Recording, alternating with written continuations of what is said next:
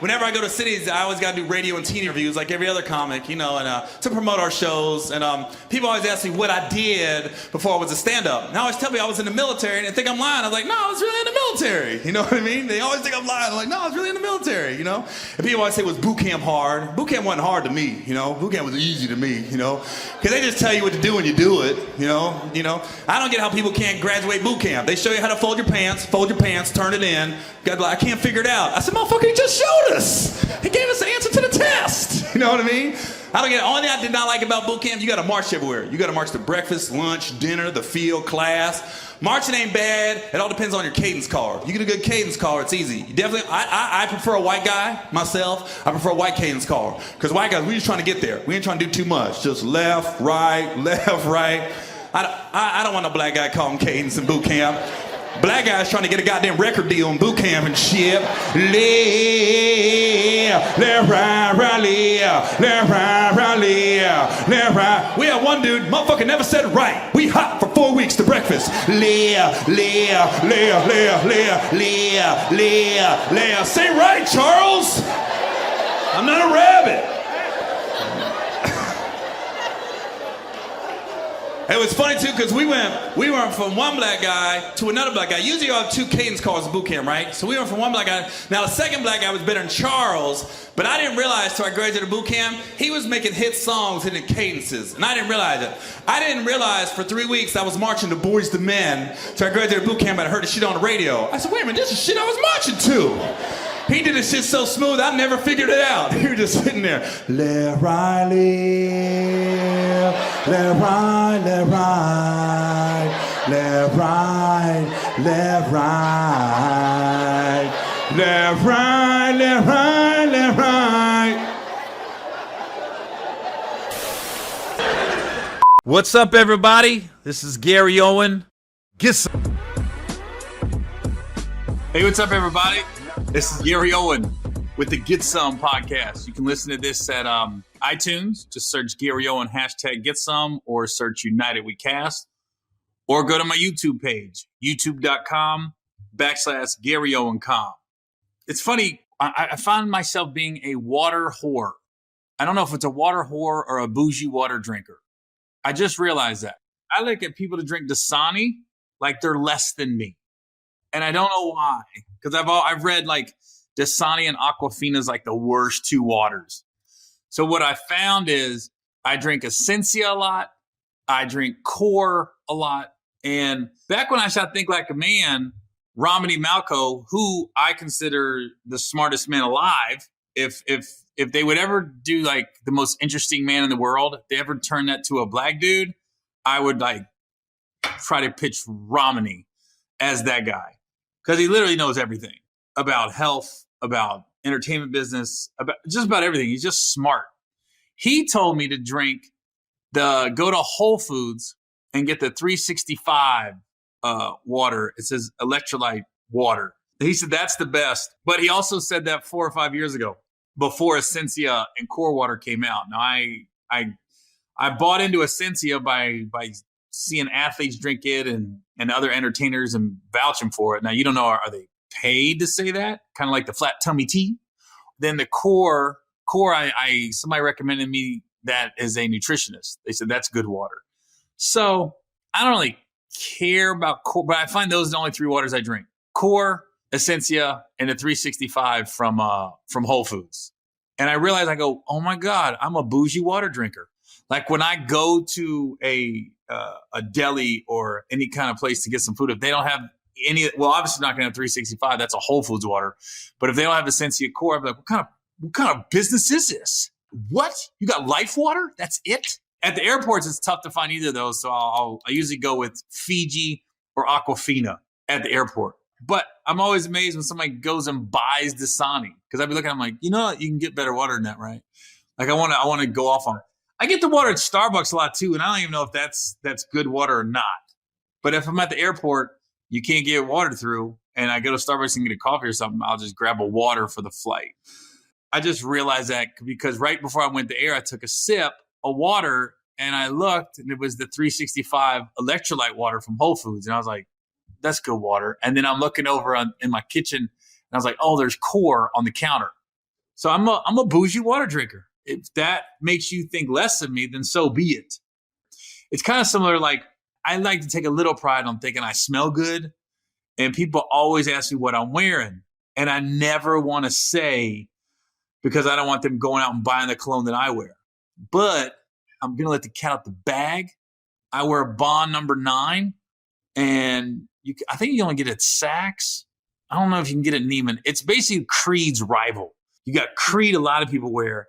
But then I like Bond number 9. And I got wind of it 10 years ago.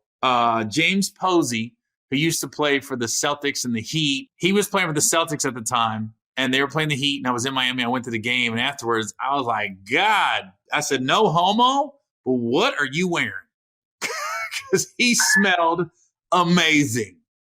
And he was like, he whipped it out of his little bag, goes, right here, man, it's the new shit. And it was like this Bond number 9. And I can say that now I wear Bond number 9 because there's so many different scents. It's not like there's one scent of Bond number 9. There's one Drakkar. There's one Polo. You know, there's so many different fragrances of Bond number 9. It's kind of pricey, but makes you smell good. A lot of people say I smell good. So I was like, cool. Even my agent said some of the people in the office, his office, like his assistants, have asked when I'm coming in. And I said, why would they ask that? Because I guess when I'm in New York, the New York office of my agency, they asked that. And he was like, because everybody in the office says you smell good. I was like, I don't know why that made me feel good. I was like, good. And next time I went in the office, I was just kind of looking behind me when I walked by people like, yeah, you smell it. You smell it. You know you felt that. You felt that nice aroma. Yeah, that's a Gary Owen aroma. That's right. Okay, I'm going to talk about this thing that bothered me. It's been eating at me for a couple weeks now, and I haven't addressed it. And I'm anxious to hear people's comments when they hear what I'm talking about. A couple weeks ago, I went to a buddy of mine. His father passed away, and he was a great friend in high school. And we haven't lost touch thanks to Facebook, but he lives in another part of Ohio, a very rural part, and I travel, so I hadn't seen him that much in the last 20 years since we got out of high school. I saw him every now and then, but it's probably been, well, he came to my show in December when I was at the Taft Theater in Cincinnati. And I saw him after the show briefly. And but other than that, it had probably been 10 years since I've seen him, but we stay in touch. And he was always a good friend growing up, and I never forgot that. And his mom and dad especially was real cool to me. His dad was like 30 years. He was a bus driver, and he was also a farmer. And I remember thinking, when does your dad sleep? Because if you're a farmer, you get up at like 4 a.m. to do stuff around the farm. And then he went and got on a bus and was a bus driver for kids. And then, so he drove the bus for a few hours in the morning. Then he went back to the farm and worked. And then he went back to picking up kids when it was time to get out of school. So I just remember that's a hardworking dude. So I remember his mom and his dad was always good to me. And I even told him, I told him his name's Tim. I said, Tim, I remember in high school you invited me over for dinner and your mom made Kraft macaroni and cheese and fish sticks. And that shit tasted like steak, like a well-seasoned steak to me, just because I didn't grow up where you sat around the table and had dinner with your family.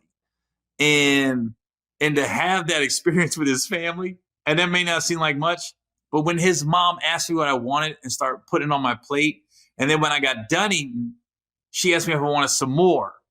And I was like, what? And this kind of ties in. I'm going to do the crazy stepdad story early in this episode. And it ties into, I ate all my food, but then she asked me if I wanted some more. I wasn't used to that because I remember one time we was on vacation and I had to be 14. I was 14 years old. And we went on 2 vacations my whole life. And both times we drove from Cincinnati down to Florida. And we stayed at an uncle's house. But one time we went to St. Augustine and my stepdad wanted to see there's like this little amusement park. You get on a glass bottom boat and it's where the Johnny Wise and other Tarzans were filmed. It's not really a big amusement park and it's all right. But he wanted to see it. So we stopped and ate some little diner restaurant and I ordered French toast. And literally it was a piece of bread cut in half. It wasn't 2 pieces. It might have been 2 pieces, maybe. But that's all it was. Yeah, it was 2 pieces of bread cut in half. And then you put syrup and butter on it and it makes a French toast. But that's all they had. So when I ordered the French toast, I got done eating. Here I am, 14 years old. I'm growing. And I was like, I asked my mom, I said, Mom, can I get some more to eat? You think I can get some more to eat? And my stepdad just went off in the restaurant. God, you should order some more food then. And I was like, oh, guess that's a no. So I never asked for seconds. And growing up, I always felt guilty eating. And that's a bad thing when you feel guilty eating in your own house or asking for something to drink. Because we used to buy the 2 liters of soda, the 2 liters of Pepsi and Coke. We never bought the bottles or cans. And I always felt guilty taking any of the soda out because I knew that's what my stepdad was drinking. So what I would do, I would wait at night. And then when people was asleep, I would open the fridge. The only bad part of opening the fridge is the light comes on in the kitchen. So I'd like open the fridge, take the 2 liter out real quick and shut it. So it would be dark. And then I'd take like the biggest gulp of soda out of the 2 liter.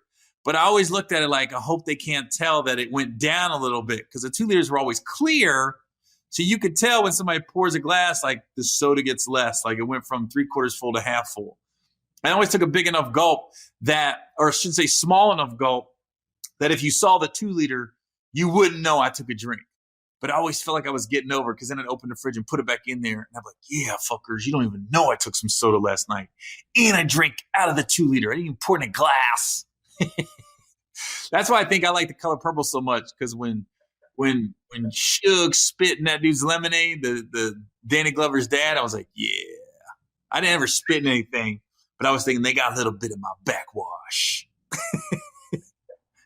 But I told you, I get sidetracked a lot in these podcasts.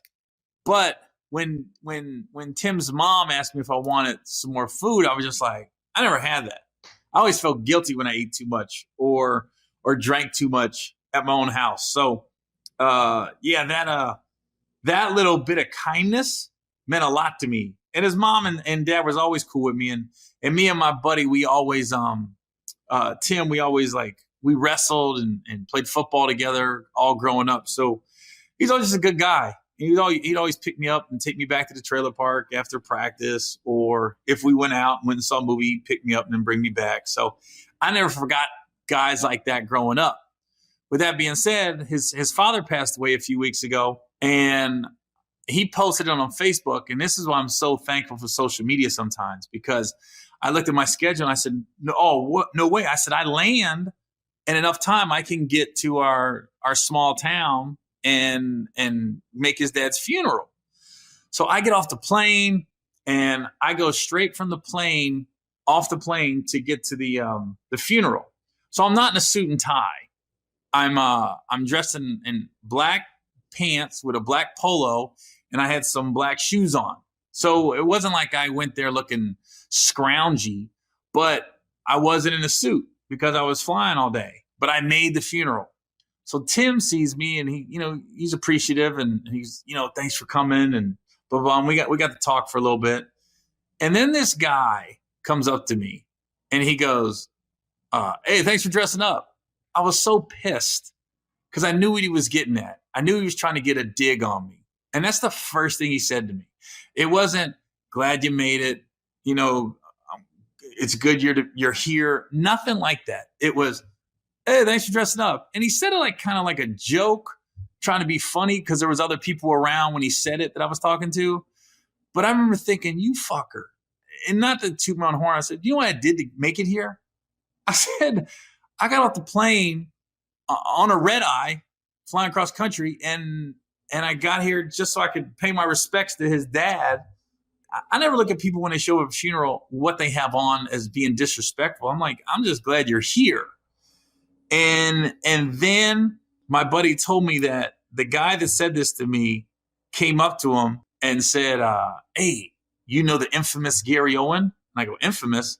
And then my buddy even said, what do you mean by infamous? And he was like, I just see him around school. I know he does stuff for the school. So it was that little comment said a lot. He's like the infamous. And then he said, thanks for dressing up to me. Because I was like, oh. that's a little hating going on right there. I don't know this dude from a can of paint. I don't think I've ever met him before. And he's at the funeral. He's older than me. And I think he works for the high school I went to. But I just remember thinking, what a dig. What a dirty thing to say. And I don't know if he thought he was being funny, but I knew what he was doing. And I didn't want to, it wasn't the time or place, but it bothered me so much. And I couldn't say anything because, I'm a comedian and my initial reaction is to smart off and have a quick comeback. But I just kind of let it go. I just went, just gave a little chuckle or something because nobody else laughed when he said it. I was just looking at him like, why would he even say that? I don't know. I would never say it to anybody because you don't know what people went through to get to a funeral, or are they coming in from work? I've seen people at funerals just come in their work outfit. They could be in a FedEx or a UPS, or they work at a garage. As long as you make the effort to pay your respects, I don't care what you wear. Man, that shit pissed me off. And then so I am. I go to the funeral and I don't go to the cemetery. I had to get some stuff done, but I told my buddy, I said, dude, they was going to a church to have dinner afterwards and some food and hang out. And I was like, I'll meet you at the church. And he goes, okay. So I ended up at the church and I got to talk to my buddy for a couple hours and his wife. And it was just good to catch up. And that's a sign of a good friendship when you don't see somebody for years. And then when you see him, you just pick up right where you left off. I got about 4 or 5 of those guys, man, where if I don't call them or they don't call me, it's not like, man, you're too good for me, or you ain't got time for me. Everybody's got families. Everybody's got kids. And when you're around each other, it's just you pick up right where you left off. And I got friends like that. And I realized Tim was one of those guys, man. We just picked up like it was early 90s. But what put me in a good mood before I went to the church. So I go to the funeral. Then afterwards, I go to Starbucks.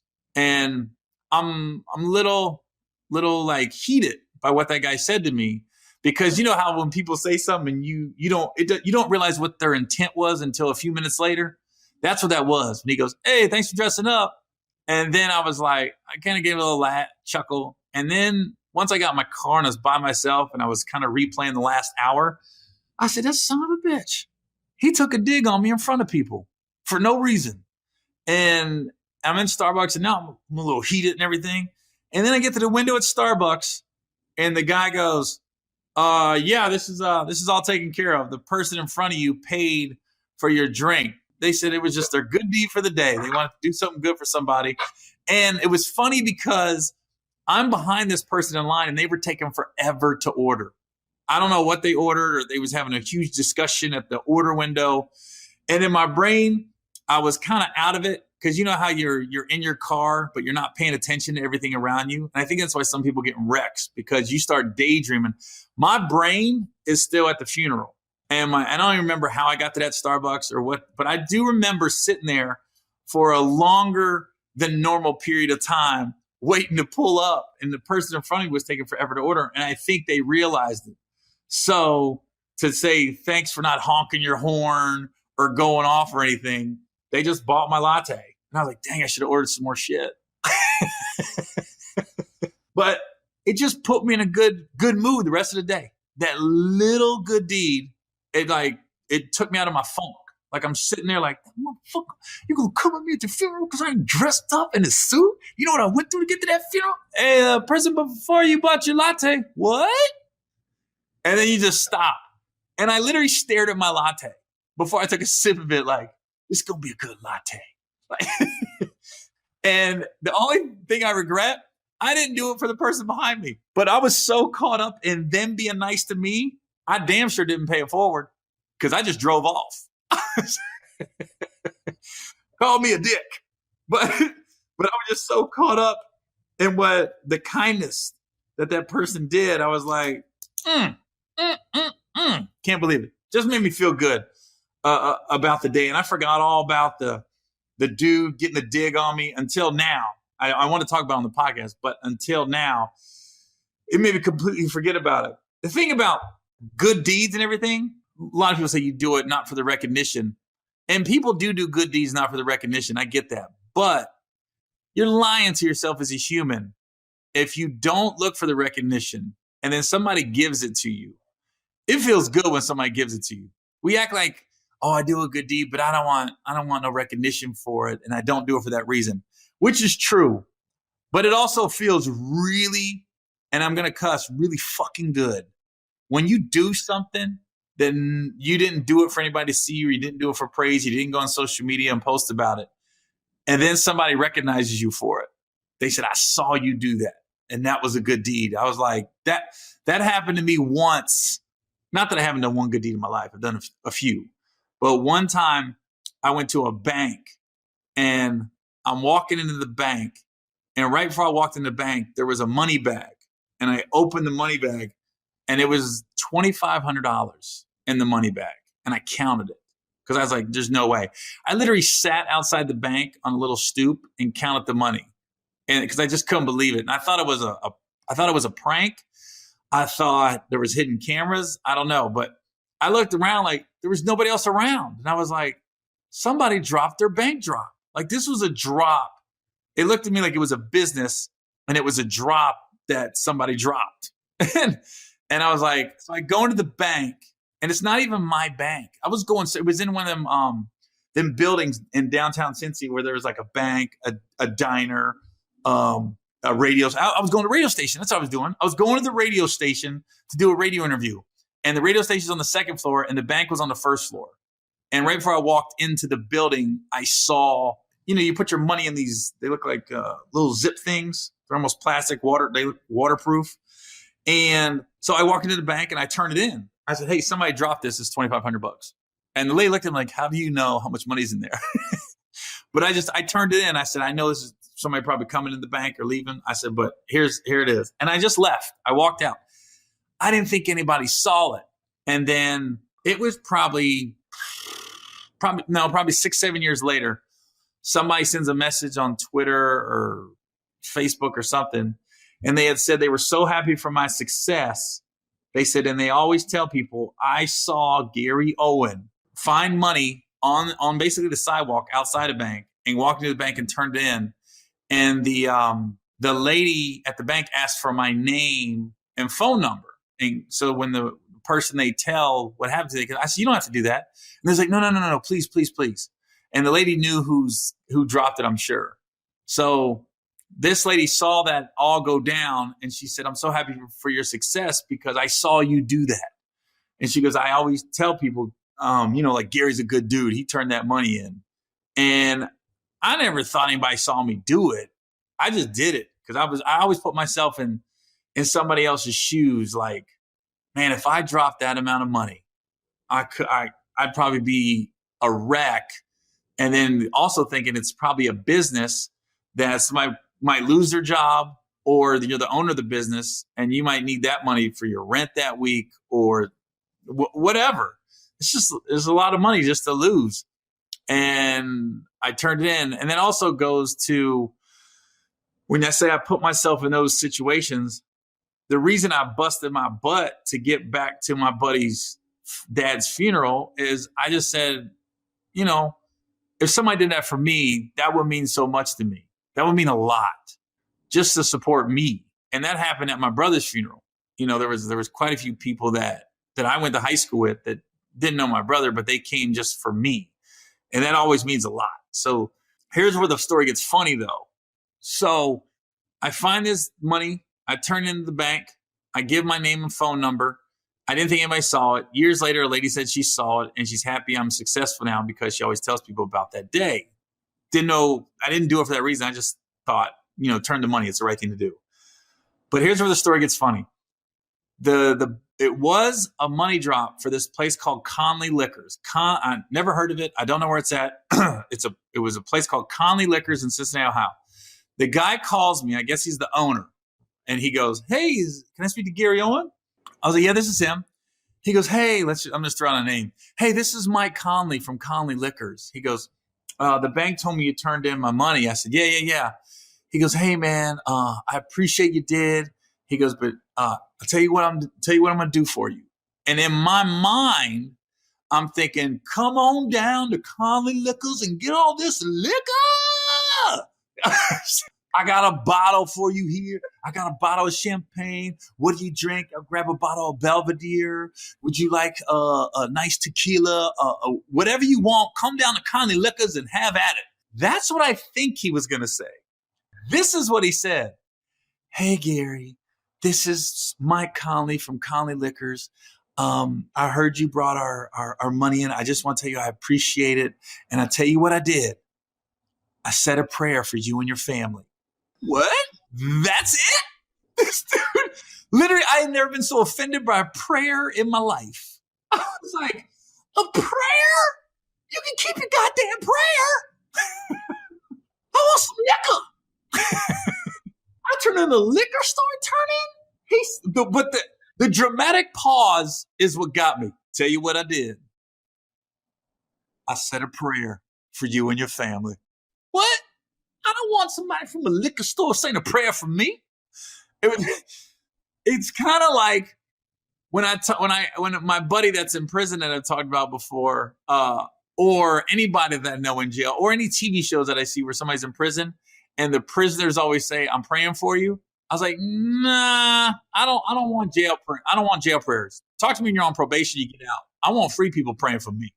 You should be praying for yourself. You're in jail. You need to focus on yourself and pray for yourself. Don't worry about me. And I'll never forget Conley Liquor said a prayer for me. Thank you. That was like when I was 7, I found a wallet. We live in an apartment complex. I'll never forget, I found a wallet. And I didn't count it. I just went into the leasing office and turned it in to the ladies in the leasing office. I said, hey, I found a wallet. But I do remember there was a lot of cash in the wallet. Like, it was really fat. It could have been all singles. I don't know. And I'm 7, so this story is probably embellished now that it's over 30 years later. But the guy comes in, and the ladies goes, well, come back tomorrow. We know exactly whose wallet it is, because the guy had an ID. And it turned up it was like a maintenance man that worked on all the buildings in our apartment complex. And this wasn't a small apartment complex either. It was huge. So we had about 4 maintenance men in the apartment buildings, because it wasn't like the ones where you walk in. It was really townhouses, really. But it was his own little complex, his own little, it wasn't small, I'll just put it that way. Probably 100 units. So the guy comes back and he leaves me $1. Like, I come back the next day and he left me $1. I was expecting a 5 or 10. And keep in mind, when I'm 7, somebody leaves you $10 30 years ago, that's like 1,000, But he left me $1. And at that age, I could go to the corner convenience store, and I remember and this was crazy about my memory. I remember what I bought with that $1. I bought a whatchamacallit candy bar, a Score candy bar, SKOR. I don't know if people remember those. Whatchamacallit, a Score, and I bought the little those both the candy bars were 35 cents, and then I bought a little cheese and crackers things where you got the little plastic. It's not even a knife. It's like a rectangle, and it's in with the crackers. And then you take the cheese and put it on the crackers, which couldn't have been healthy. I bought that because that was 30 cents. So the Score and the whatchamacallit was 35, and then the little cracker cheese thing was 30 cents. So it came out to $1 even. That's what I bought with that $1. Don't ask me why I remember that, but I remember walking directly to the corner store and getting those 2 candy bars and the cheese and crackers. And I was just doing the math in my head, like, that's $1 even. I hope there ain't no tax. But anyways, me and the wife are going to take a trip to Hawaii. We went last year and had a ball. We go to a different island every year. And this year we're going to Maui. That's the one island. I think it's the one island we haven't been to. We've been to all the other ones. Our least favorite in Hawaii is the one where Honolulu's at. I think it's Oahu. That's our least favorite because it's so busy. It's like you might as well be in LA. Honestly, it's just so busy. Whereas when I go to Hawaii, I just want to relax, be away from everything. And I don't want it to be busy. I want it to be slow. That's why I go there to decompress and unwind.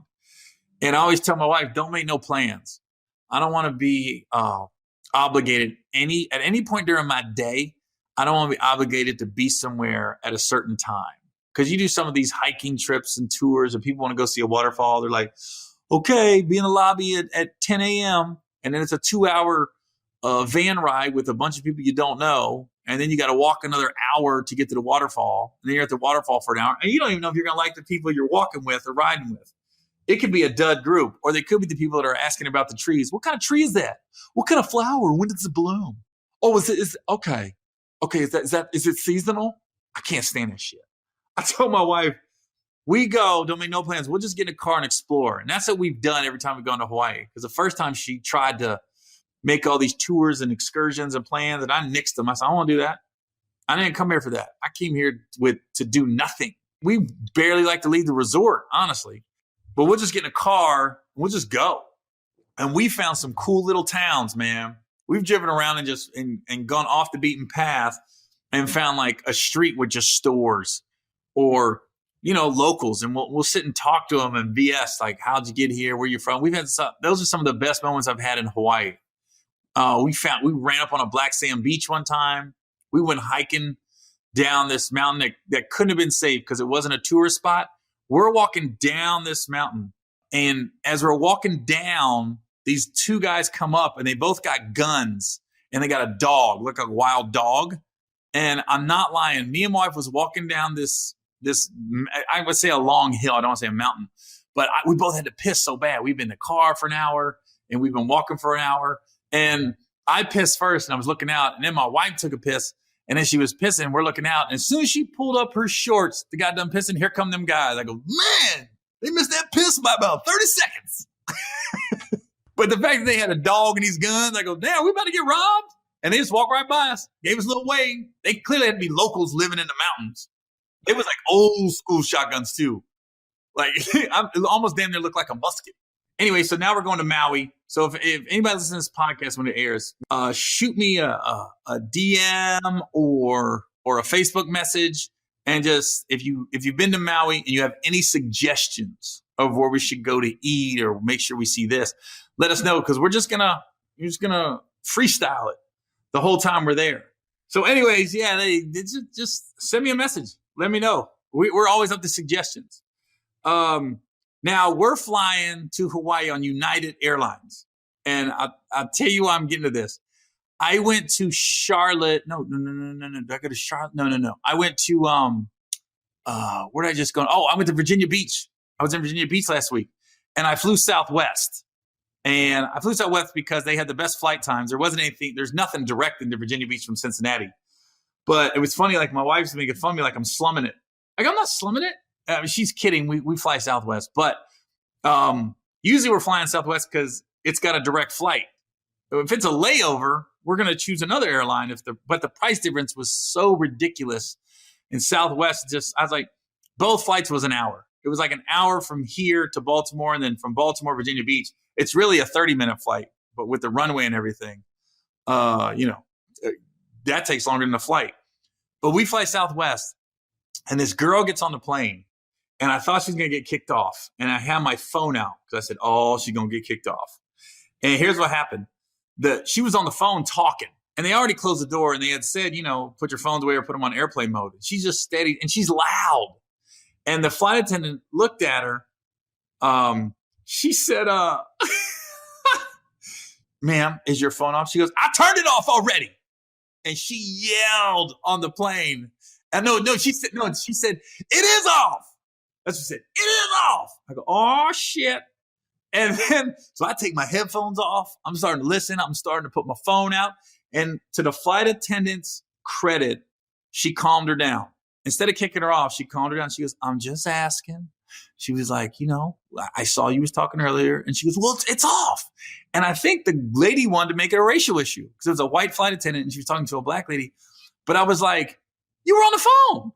You were on the phone. And now you're looking at your phone again. And it looked like she was talking again, I guess. She just said, she just asked her, is your phone off? Because you've already been, told once and it looked like you was on the internet, I'm sure. But she didn't have to yell. That's what I'm saying. You don't have to make anything more than it is. Because let me tell you something. You're not going to win with the flight attendant. If they want you off the plane, you're getting off the plane. Yeah. I'm not saying she was going to make a racial issue, but it looked like that's where she was leaning by the conversation I heard. But I'm glad it got diffused because if she got kicked off, we'd have been delayed. That's the last thing you want is get delayed on a Southwest flight. It's not like you're on first and you got a lot of room. And another thing that happened on that flight, it wasn't a full flight.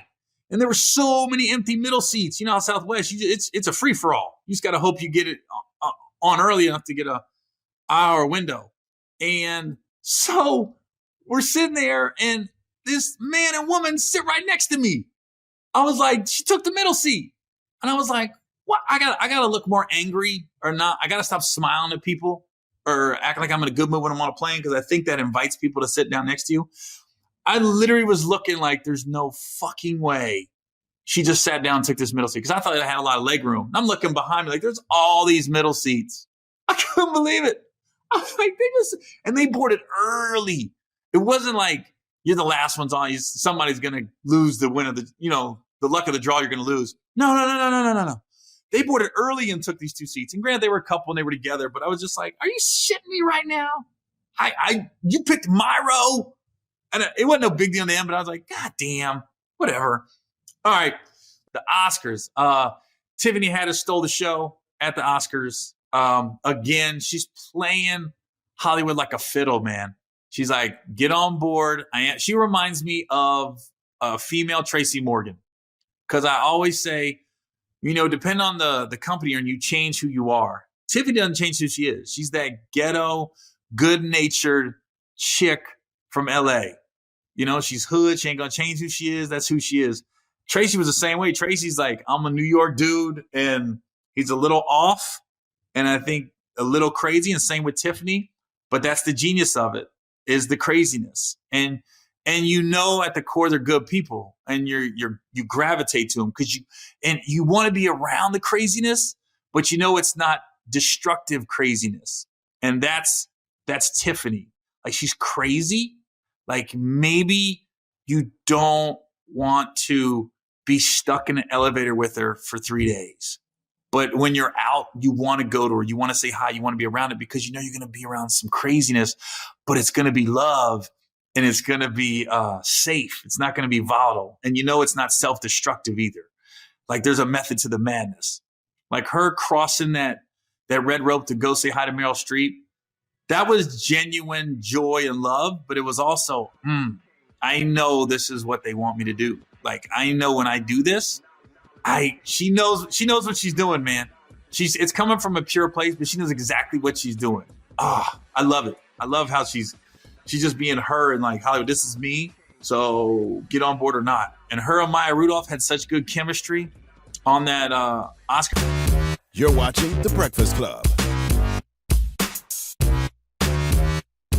Morning, everybody. It's DJ NV, Angela Yee, Charlamagne the God. We have a special guest in the building. He's back again. Tekashi 6ix9ine. It's good. Why you calling? First, I gotta ask you to spit out your gum. Oh, you can't chew gum? No. No, you can't chew gum. It's not gonna sound good on it. Why you causing all these problems for yourself? Well, first of all, let's start this the right way. Why is your name Tekashi 6ix9ine? I want to start there. Why you got all these 69s on your I want to start arm? there. Where do you want to start? Where do you want to start? Ask him anything. Why are you causing all these problems for yourself in the street? I don't start problems, man. I'm just being me. I let my nuts hang because I'm over 40. Got you. Gravity. Got you. It ain't like I wanted to let them hang, but it just happens when you get older like that. You know what I'm saying? True. So I ain't know who you was, honestly. So I got in here. I mean, you ain't no Ebro. I know that. True. That's a fact. That's true. That's a fact. I know that. Why do you feel like that you can just like be a tough guy? Like, why do you want to be in the street so bad? I got no L's. None. Now, granted, I ran from a lot of fights. It is what it is. Ain't nobody got it on tape. You know what I mean? I had to do sucker punch me in 6th grade, playing tetherball, but ain't nobody have it back then because ain't nobody have cell phones. So as far as on the camera goes, I got no L's, But they say you were a Crip first, and then now you're Blood. Is there any truth to that? We all Bloods. I'm O positive. What are you? Right? So what are you? You know what blood type you are? I really don't. What are you? Think about it. I'm A positive. You ain't. So we ain't in the same gang. So I can't run with you. Yeah. Because if I get hurt, what's she gonna do? O positive is very rare. Right. So I'm O positive. So I was with the Crips when I realized when you get shot or you get stabbed and blood comes out, Crips can't do nothing for you. But Bloods can help other Bloods. If you O positive, you can help me. But if you're O negative, can't do nothing with you because it's 4 different types of blood gangs. You guys ain't know that. Aren't you concerned about all the beef with all these other artists that you've been coming at? I'm vegan. So beef I stopped eating beef 3 years ago. You know what I mean? So I got no beef because ain't no beef in my system. Do you think you're bringing people together with your shirt? Because like red and blue makes green? No, dude, I'm on my shirt. You know what I'm saying? So I'm in these streets. I wear people know where I'm at. My face is on my shirt. Yeah. You know what I mean? I saw you were just in Maui also. Yeah, I was in Maui. What was you doing out there? Yeah. You know, just took the road to Hannah, ate some banana bread. Because I'm a vegan, I can eat that. You know what I mean? They try to set me up with the Vietnamese fried rice, but there's pork in it. I don't eat swine. Boom. I stopped eating swine when I started watching prison movies. And I realized a lot of prisoners don't eat swine because it ain't good for you. Well, in prison, that's not the meat you should worry about being in your mouth. Right. That's why I ain't go. I got no L's. Right? Yeah. Check it. Boom. Now, are there bloods in Maui?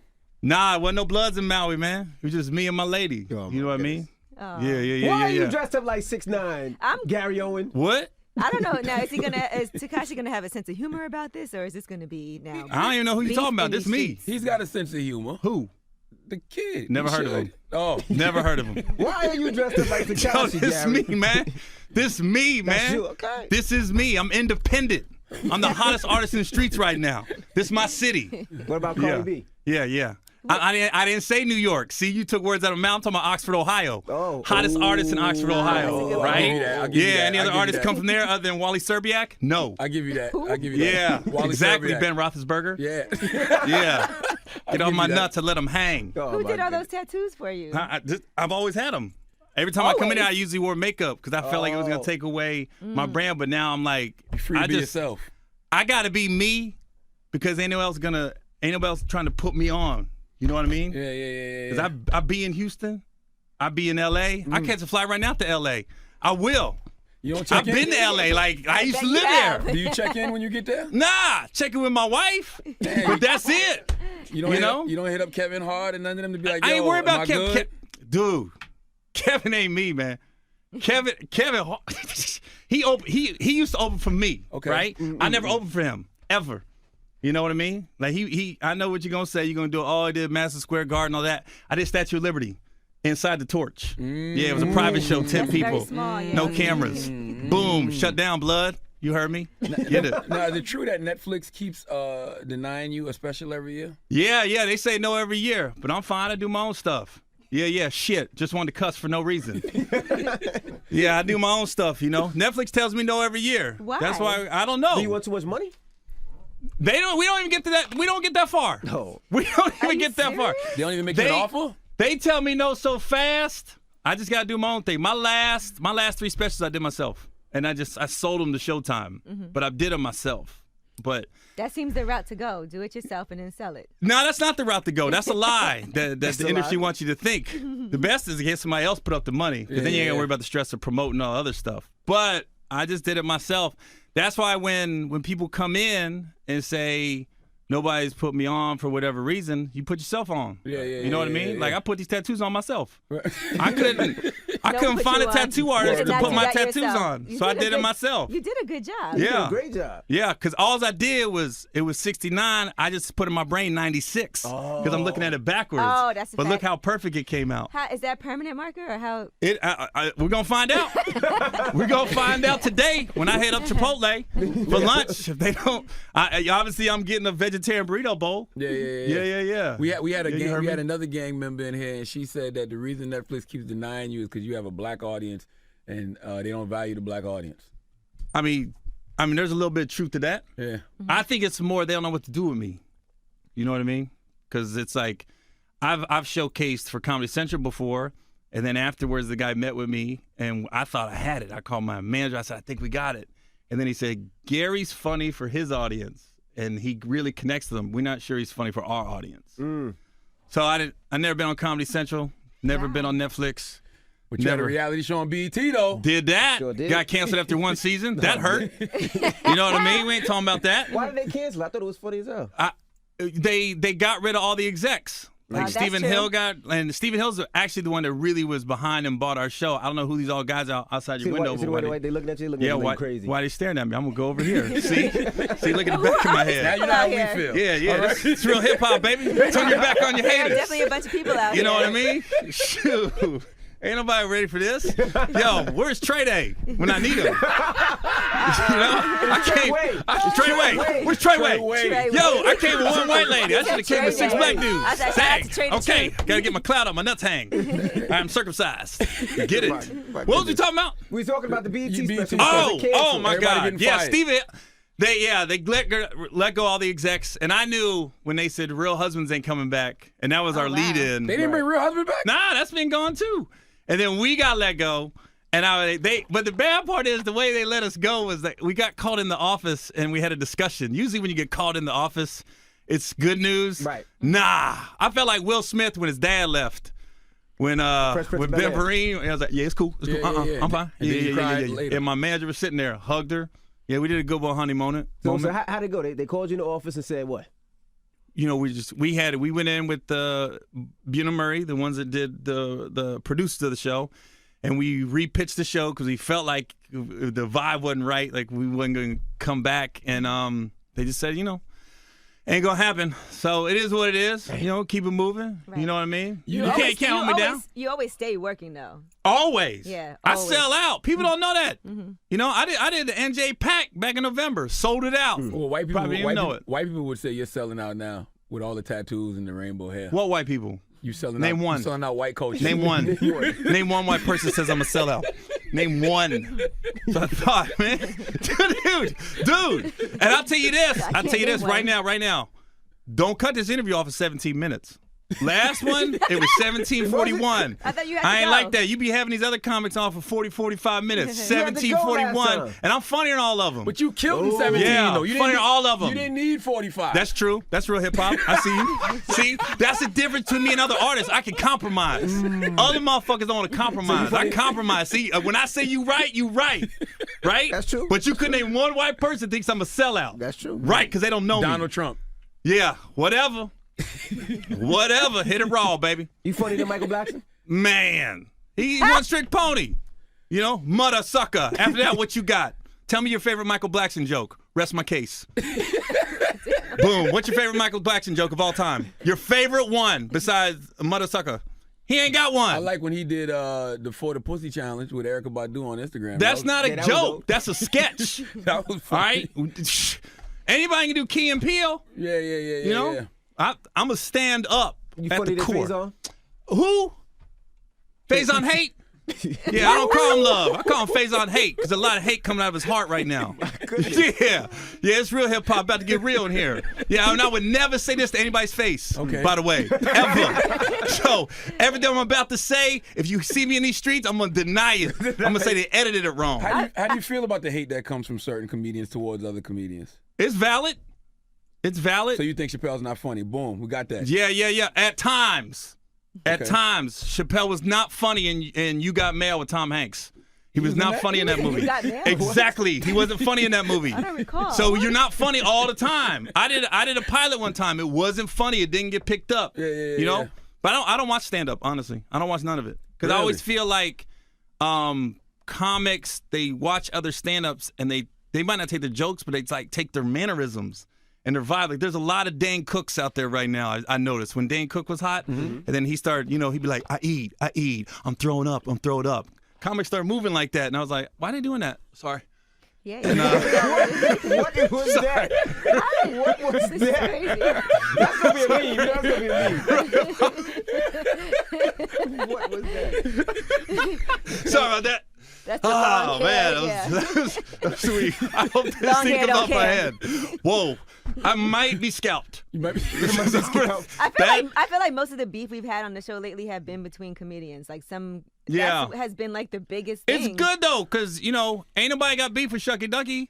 Salute to So Shucky if Ducky. Quack, quack. you got beef, it means you doing something right. Right. You know what I mean? Yeah. So everybody got beef. So you trying to start something basically? Dude, I don't want to start nothing. Yeah. I don't watch anybody. So I can't tell you who's funny and who's not. I watch Really? myself. So even I'm in those, the streets. all those Netflix specials like Chris Rock, Chappelle, you Haven't don't watched watch any none of them. You know what it is? I always want to feel like my jokes are mine. and they come from me Yeah. because I really saw, like Bo Jackson said when he retired from football, he stopped watching football. And I was like, I always thought that was weird, but then I was like, well, I'm like that with stand-up. I don't watch it. I never want to think my jokes aren't coming from me. Like, I don't care. I'll give you an example. Me and D.L. Hughley had the exact same joke, right? And it was a topical joke. It was when LeBron left Cleveland to go to Miami. Right. And we both had a joke about him leaving Cleveland. Like, we've been to Cleveland, been to Miami. And I was like, that's not a hard decision. If you ask me where I want to live, I was like, it's like, who would I rather fuck, Beyonce or Precious? Obviously, I'm going to go Beyonce. Wow. So we correlated Miami to Beyonce, Precious to Cleveland. So I went on stage before him and said it. Not that I was opening for him. I did a guest spot. I don't open for nobody before you even go there, right? I just stopped You by opened and for said, what's DL. up? Okay, I didn't okay. open. I don't open for shit. Okay. All All right. right, I'm a headliner. You But came went on on- before him. Headliner. Let my nuts hang. Okay, Right? all right. Now listen, blood. Listen. All right. Real talk. Right? Listen, man. All right, boom. So me and DL are in Miami. I do the joke. Boom, right? Check it. So then DL does it. And then we went out to dinner afterwards, and I said, hey, you noticed the one joke didn't get a laugh? He goes, yeah. And the only reason I saw it, I was walking to the lobby to do a meet and greet real quick. And he's like, yeah. And then I told him, but see, that's the difference. Some comics be like, you stole it from me or he stole it from you. Me and DL both know You didn't we're steal it. original comics. Like, there's only so many thought processes that can go through our brain. It just happened. It was timely, and it happened. So there wasn't no beef between me and DL. Real hip hop, baby. But however, Yeah, boom, check it. poor Precious Poor ends up Precious. being the Poor butt Precious. of the joke. Monique, But that was back then. She looks better now. Monique is not gonna be happy about you dissing Precious. What? Monique is not gonna be happy about you dissing Here we go Precious. with this shit again. I don't know Look, if you're funny to Monique either. I ain't got no beef with Monique. I just didn't like her talking about Will Packer. I thought it went too far when she tried to collate the slaves, taking the other slaves at the bottom of the slave ship, and when she tried to collate Harvey Weinstein, those girls I being agree. quiet, to Will Packer. That's agree. when I was like, yo, relax. In fact, I just auditioned for Will's new movie with Taraji called What Men Want. If I don't get the part, then I'm going to do a Monique and claim racial and gender bias. If I don't get it. But if I get it, then we good. But You're if good. not, then I'm going to be back. True, Got you. true. Right. And I did the audition like this, so I should get it. I don't think you're going to Yeah. get it if you did it So like you that. and Will clearly the same blood type then. Y'all in the We same all, I gang. think he's O positive. Yeah. Yeah. He ain't put me in a movie in a while, but it's cool. First of all, he Terrence should- Jane put me on Safe Word.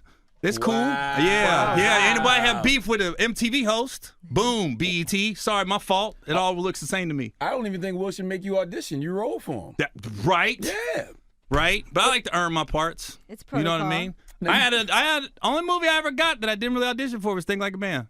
Like, That was a big role. yeah, he called me and was like, "Yo, I got this movie. I need this white dude that can hang out with black dudes but not act black." White dude. And I was lying to him because really that's who I am, obviously. So I lied to him and I was like, "Yeah, I can do it," and that's what I did. White dude that hangs out with black people. But not act like he's too down. Got you. You know, like right now, this the real me. Boom, check it, blood. Yeah. Now, what Why is- you always got a green drink every time I see the camera? Oh, this is like, my breakfast every morning. What is that? It's kale, ginger, green apple, and grapefruit. But you lost a lot of the You put fruit in it? Mm-hmm. No, you just got to go all vegetables. Grapefruit. It'll clean you out. And green apple. Don't do that. No, just go celery, kale, I don't like the way celery parsley, taste. mint. I'm not asking what That you don't like. sound too gangster, my G. I'm telling you what the So hell. he You don't- It Kale definitely sounds doesn't like- sound understand. You gangster. don't understand. I never said I was gangster. I just said I'm in these streets and I let my nuts hang. Got right? you. Because I'm over 40. It's natural. Yeah. Right? Yeah. Yeah. They just hang naturally. When you the Right. older you get, I the don't more even they know. hang. Did you have a book? Yeah. What's it called? Black Privilege. Right there. You never heard of Well, it? that's original. And I got a nationally syndicated radio show, a hit podcast, I executive produce TV shows and movies. I got a podcast. Boom. It got 3,000 viewers on YouTube last week. Ooh, what's it called? 3,000. What's it called? Hashtag get some. Yeah, look it up. That's real? Real hip hop. Yeah, I got a real podcast. It's Gary Owens? Yeah, Gary Owen, no S. I gotta check Call that you Gary out. Owen. Yeah, I got a real podcast. I can win on everybody and nobody knows it. That's why he listens. Now listen, you got a black wife. Did she get upset when you came at Monique? She just told me, be ready. She said, be ready for what's coming. And it was true, man, because black Twitter's real. It is. Right. That's real. And I think they're all in the same room. I think they're all in the same room. I think it's like 10 people in the same room. Because they all said the same thing. Stay in your lane. This don't concern you. Yeah. Leave black. I don't know. Somebody called me culture vulture. I didn't know what that was. You a culture vulture. Well, what you're doing right now is probably considered culture vulturing. Culture vulture sounds like some crazy bird trying to break into Wakanda. Crazy bird. You know, like T'Challa! T'Challa! Oh, T'Challa, the culture vulture's here. He's coming. T'Challa. We must not let him in. He's coming to steal our swag. Do not let the culture vulture. He's coming to steal our swag. Do not let him in. T'Challa! See that? Real hip hop. Boom, blood. Yeah. Did you see Black Panther? I did. What you thought about First weekend. It was good, man. It was really good. I thought that's the problem with my career too. I had a bad agent at one point. He kept wanting me to audition for the wrong roles. Like I read for Killmonger. Shut up. I came in and read for. I did. I read for him. I read for Amistad. I read for Django. I'm like, God. Yeah, you gotta fire your agent. Yeah. Right. Every time I be in the hallway, I be like, I don't think I want to get this. I don't think I want to get this. You know what I mean? Yeah. I'm Fruitvale Station.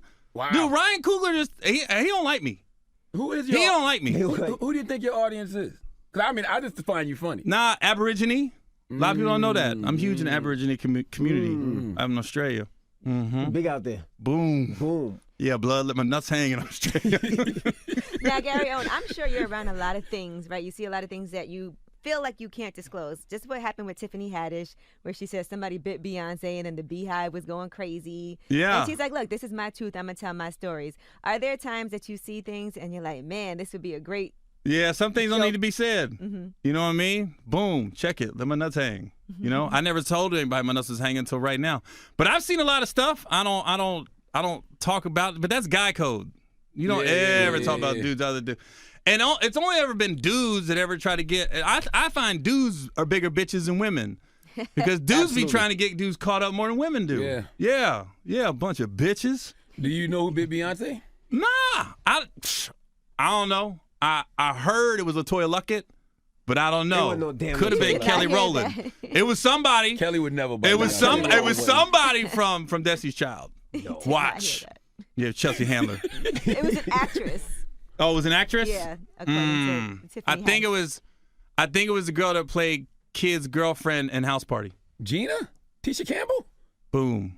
This guy Shut down. She's making up all kind of stuff. Yeah, that's who it was. Now Chris Rock, you didn't watch the stand-up. I didn't. But he had Chris Rock's the only person that can put Kevin Hart in a movie and not make money. Boom, beef. Wow. Damn. Wow, you just shooting this morning. Shooting all over the Was place. that top five? To Top Gary five? 69. To Yeah, Gary yeah. 69 is not Fuck playing. him, man. He ain't put me in no movies. Fuck him. I'm just kidding. Just kidding. Let me come out of character for a second. Just trolling. He says trolling. He says trolling. Yeah, man. Fuck Chris Rock. He put me in no movies. I'm just kidding, though. Chalking up to trolling. Yeah. But he said he wants to live in a world where an equal amount of white kids are shot every month as black kids. He want to see white mothers on TV crying. How do you feel about that? I didn't know he said that. Yeah. Yeah. I don't agree with that. I don't want to see nobody get shot. Nobody. I don't like that. I don't like people getting shot. I don't like see people getting knocked out on World Star. I don't like that. Yeah, I'm over that too. Because every time I see a dude get knocked out, I be thinking, I hope he ain't got no kids, man. You imagine being a dad? Your kids ain't listening no more? That's not true. What the hell you gonna tell your son? You mean like knocked? I got hit on World What Star. did you got? You did it right. And I did a video about you when they came at you, right? That nobody saw. But I did a video about you, right?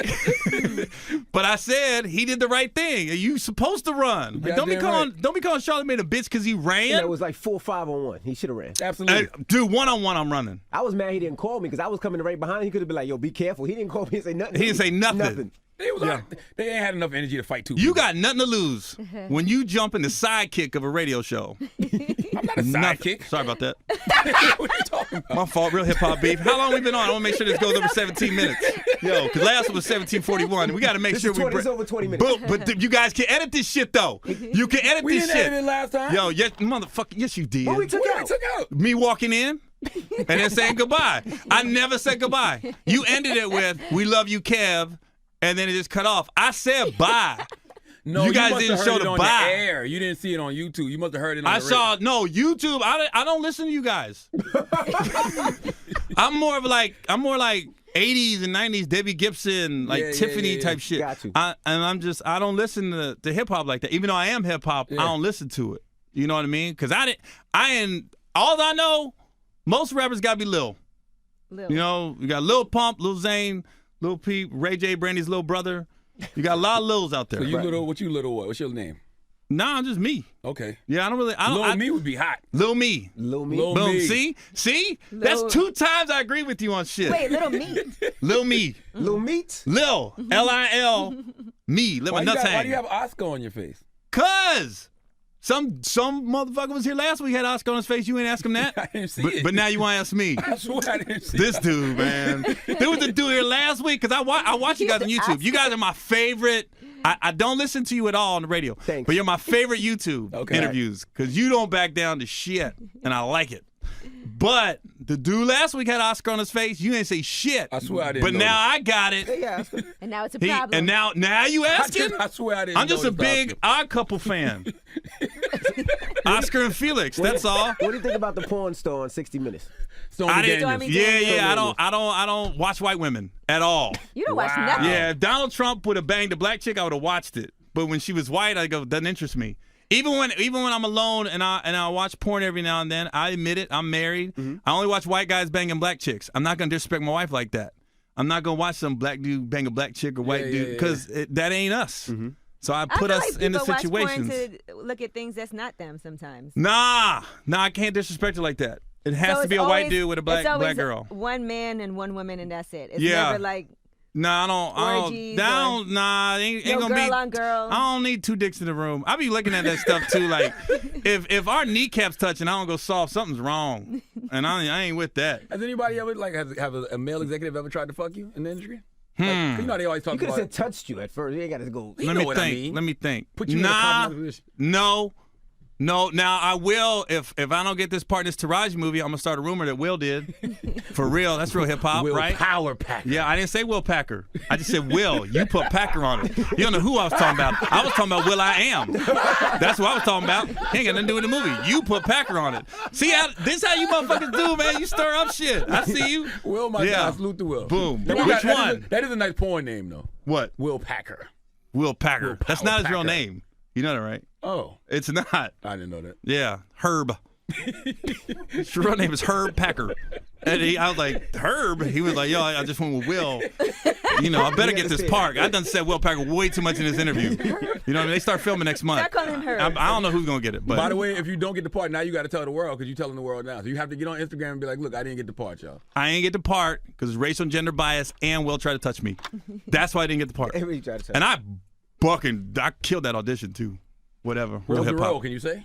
Yeah, you know, Taraji is, you know, she's it's the old remake of the old Mel Gibson movie, yeah.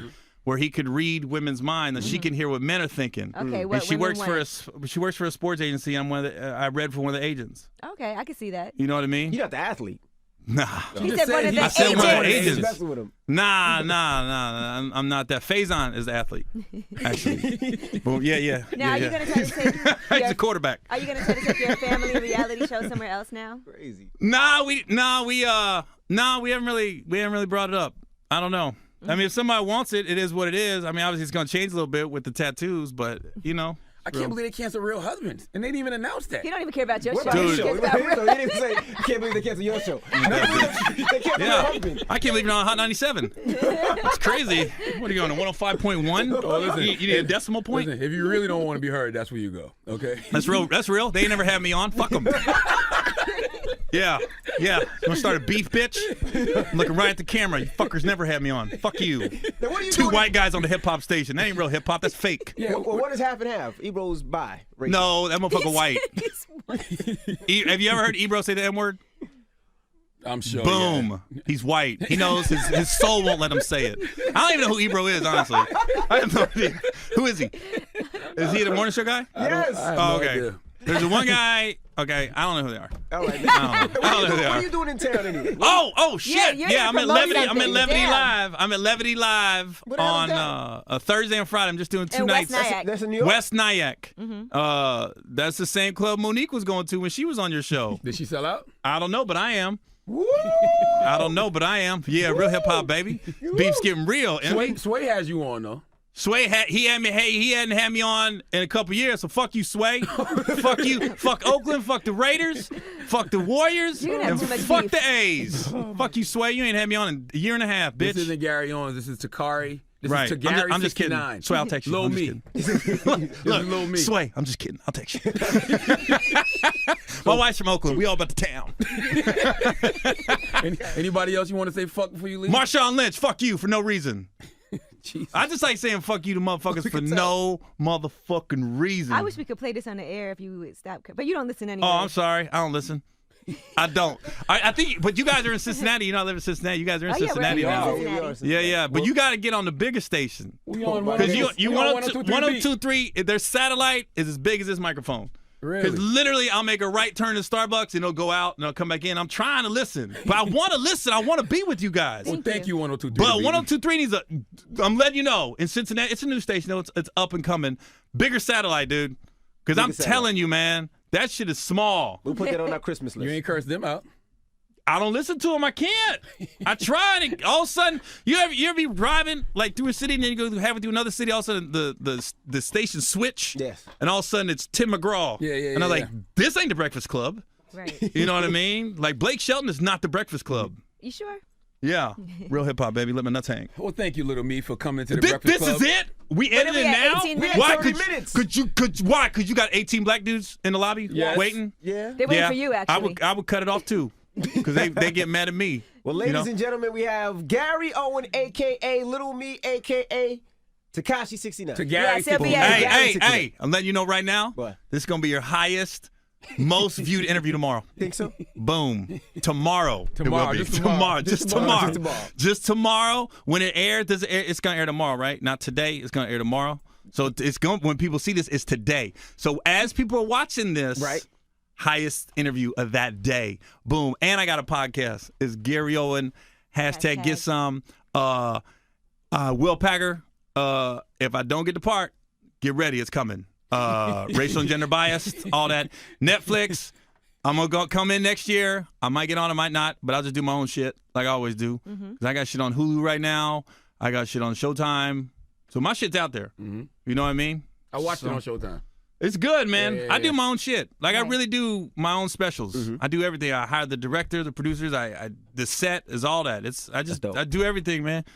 You know what I mean? Like, I did these tattoos. Yeah, you do your own. My phone is blowing up. You guys sure you ain't live? None. Oh, it's my wife.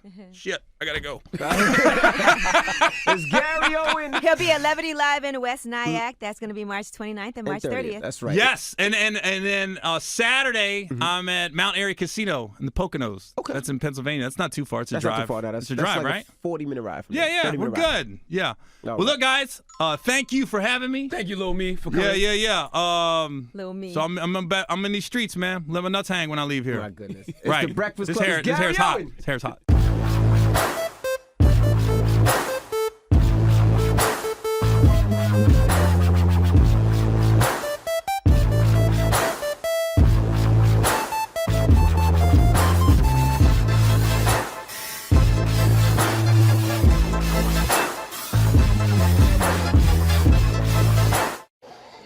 I like.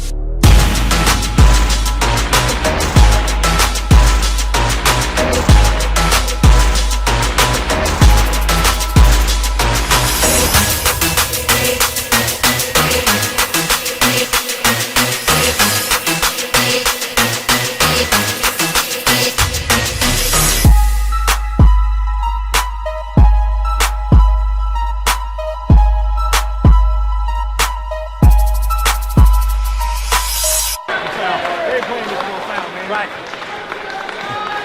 Man's game. Man's game over here.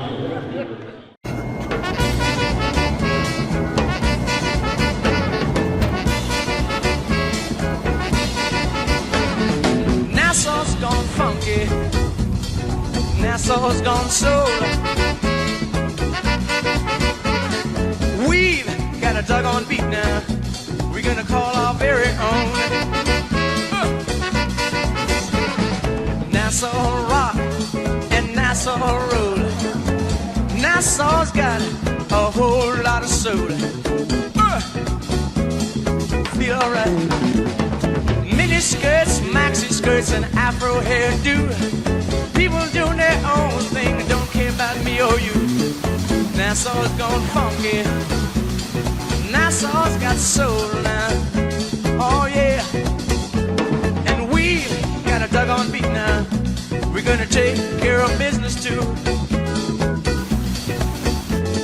Listen to the drummer playing his beat. Listen to the bass man, go get that same groove beat. Listen to the guitar, give that soul some too. Feeling good. The horn gonna bring it on home to you. Ain't it funky now?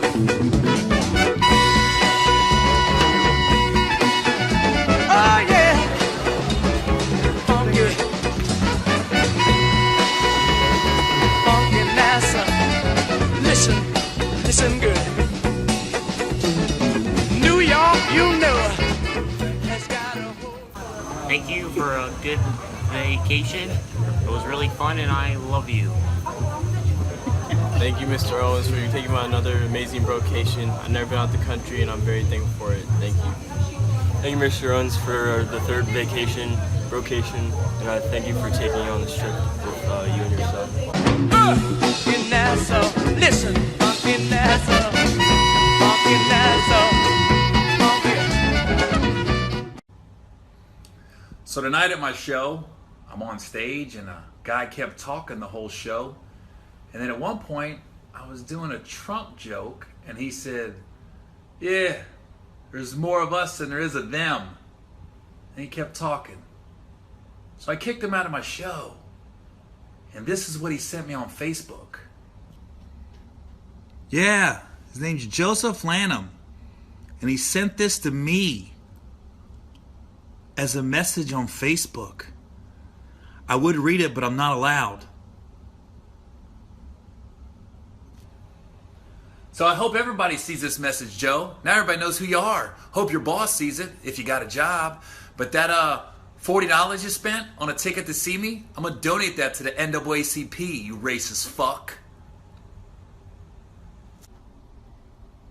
Last night I made a post about a guy that came to my show and had to kick him out, and he sent me a message on Facebook, calling me a N-word lover and some other stuff.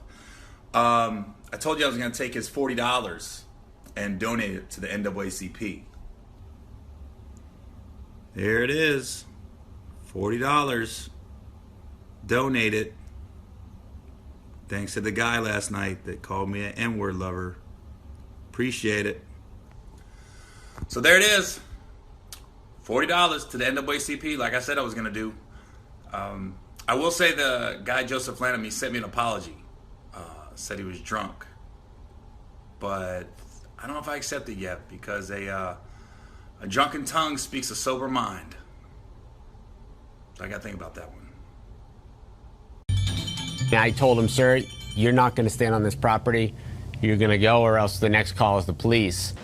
Continuing our team coverage, racist comments got a heckler kicked out of a comedy club in Naples. NBC2's Brian Anderson found out that heckler has now lost his job. First, the guy couldn't keep quiet during the comedy show. Then he sends an extremely racist Facebook message to the comedian. But what he failed to realize is the power of social media, because it landed him on the unemployment line. When it comes to comedy shows, guy kept talking the whole show. Hecklers come with the territory. A disruptive customer that wanted to be center of attention during the show. But Off the Hook Comedy Club owner Brian Spina says what happened Saturday night went too far. It's highly inappropriate. We have no place for it, and I think that some of the things probably he had coming to him. He is Joseph Lanham, a Fort Myers man there to see comedian Gary Owen. I was doing a Trump joke, and he said, "Yeah, there's more of us than there is of them." And he kept talking. So I kicked him out of my show. The racial language didn't stop there. Owen says he received a Facebook message from Lanham using the N-word. I would read it, but I'm not allowed. Now everybody knows who you are. Hope your boss sees it if you got a job. Lanham was fired from his job as vice president of sales for National Roofing of Collier. It angers you. There's no call for it. Ralph Goddard is one of the owners, telling me his company has received threats of violence from Lanham's choice of words. I was fearful for my employees to even come in this morning because I didn't know what to expect. He also fired Lanham's wife. Lanham told me off camera he's not racist, blaming alcohol for his behavior. He sent me an apology. Said he was drunk, but I don't know if I accept it yet because a drunken tongue speaks a sober mind. Lanham refused an on-camera interview today. He said he and his wife now have to carry guns for their safety and that they're selling their house and moving out of state because of this furious fallout from his racist remarks. In the control room, Brian Anderson, NBC2. A rally against hate will happen tonight in Naples. It's at 7:30 at the Unitarian Universalist Congregation of Greater Naples. Community members and faith leaders will speak out against racism. NBC2 has a crew there. We'll have a report tonight at